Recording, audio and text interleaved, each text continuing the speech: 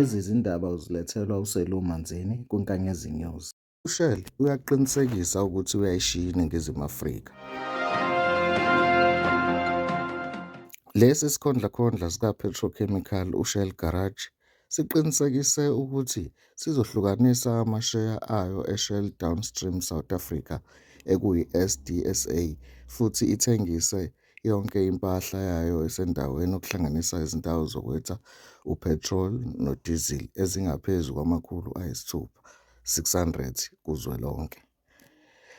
Lokhu kulandela izinsolo zokungaboni ngasolinye phakathi kwenkampani edayisa uphethroli kanye nozakwabo we-BEE osenesikhathi eside, iThebe Investment Corporation mayelana nenhloso yale nkampani yokusungula isigatshana sokuphuma kwinkontileka yayo kanye nokukhipha amasheya ayo angama-28 ku-SDSA.